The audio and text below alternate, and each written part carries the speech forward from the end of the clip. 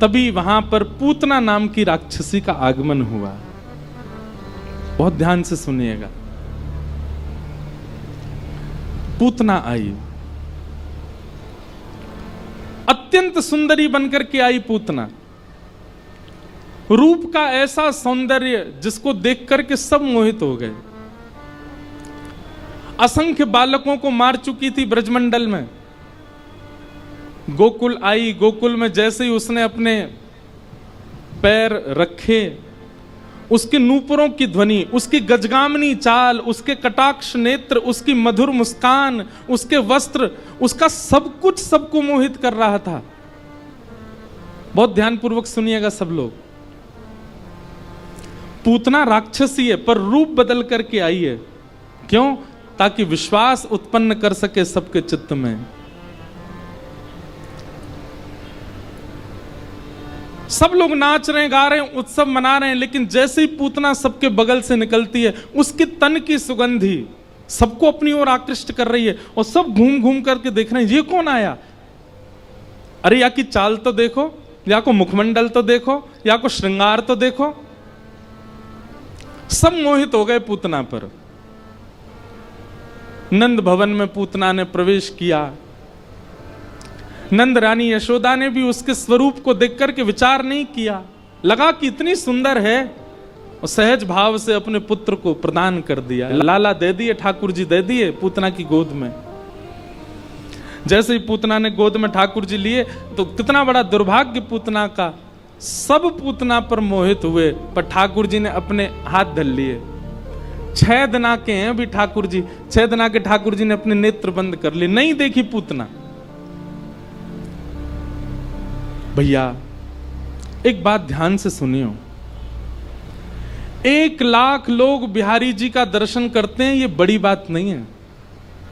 पर 1 लाख भक्तों में, 1 लाख श्रद्धालुओं में बिहारी जी किसको देखते हैं, ये बड़ी बात है। बिहारी जी की दृष्टि कौन पे पड़ रही है। कथा में भीड़ कितनी है ये बड़ी बात नहीं है, सुनने वाले कितने हैं ये बड़ी बात है। और सुनता वही है जिसको ठाकुर जी चाह रहे होंगे। या हमारे भैया ऐसे बन के जाओ कि ठाकुर जी की दृष्टि पड़े आपके ऊपर। और कथा आपको ऐसा ही बनाती है कि ठाकुर जी की दृष्टि पड़े, ठाकुर जी की निगाह पड़े आपके ऊपर, ठाकुर जी आपको देखें। सूरदास जी जब दर्शन करने जाते थे उनको ठाकुर जी नहीं दिखते थे क्योंकि नेत्र ही नहीं थे, पर ठाकुर जी को सूरदास जी दिखते थे।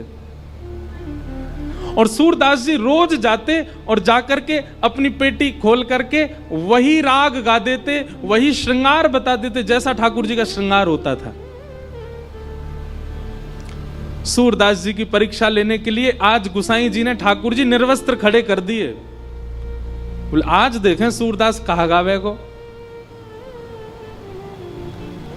रोज कपाट खुलते सूरदास जी कहते आज तो ठाकुर जी ने लीले पीतांबरी पहनी है, ऊपर मोतिन की माला पहनी है, आहा कैसो टिपारो धारण कियो है, कानन में मत्साकृत कुंडल पहने। और जैसे जैसे सूरदास जी बोलते वैसा ही श्रृंगार ठाकुर जी का।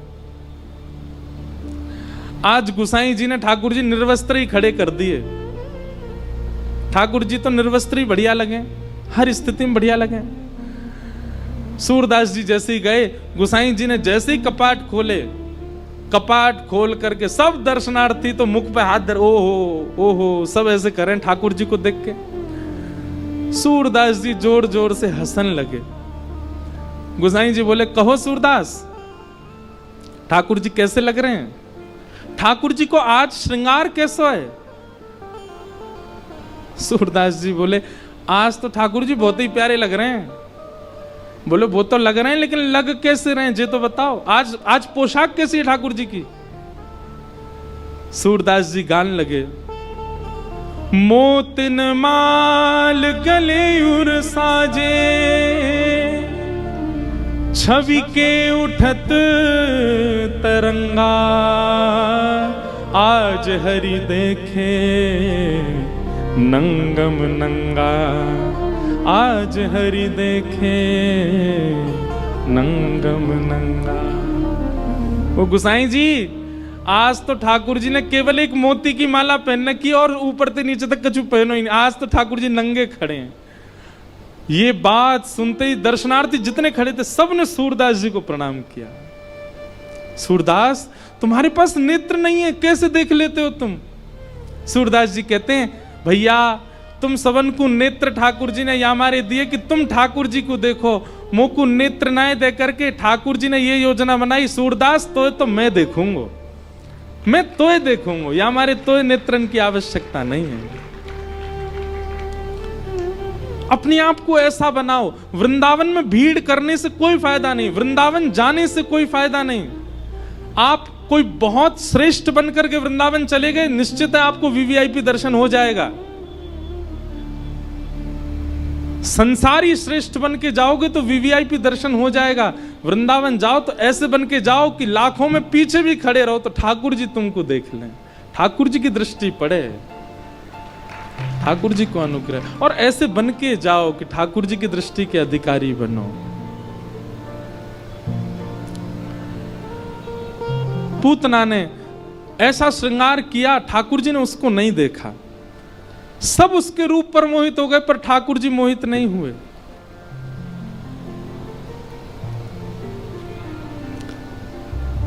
पूतना ने अपने पयोधर को भगवान के मुख में जैसे दिया, भगवान ने पहले तो विष को पिया, रस तत्वों को पिया, दुग्ध को पिया, अंत में प्राण ही समम रोष समन, जैसे ही भगवान ने उसके प्राण पीने प्रारंभ किए, पूतना का तो रूप राक्षसी बनने लगा, नेत्र विशाल होने लगे, केश जड़ जैसे होने लगे, बड़े बड़े नाखून, विशाल विकराल स्वरूप धारण कर लिया। सामुंच मुंचाल मित प्रभाषणी, भगवान को पकड़ करके दूर खींचने लगी, लेकिन ठाकुर जी ने गाढ़म कराभ्याम, ऐसा कसकर के उसके पयोधर को पी रहे हैं ठाकुर जी की, दूर नहीं कर रहे हैं।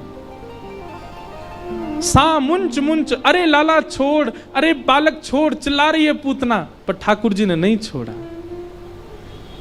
हमारे पूज्य पिताजी महाराज आज कथा में आएंगे, वे कहते हैं, बोले जैसे ही पूतना ने कही ना अरे लाला छोड़, अरे बालक छोड़, तो नेक्स्ट से ठाकुर जी 6 दिन के ठाकुर जी बोल पड़े, मौसी जी हम पे तो पकड़ो ही आवे, छोड़ो ना आवे, और जाकू पकड़ लें फिर तो ठिकाने लगा के छोड़ें।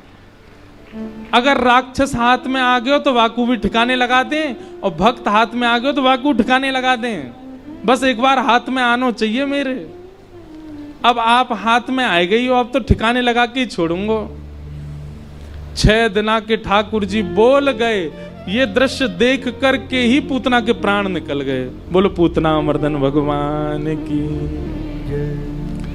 6 दिन के ठाकुर जी ने पूतना को मार दिया।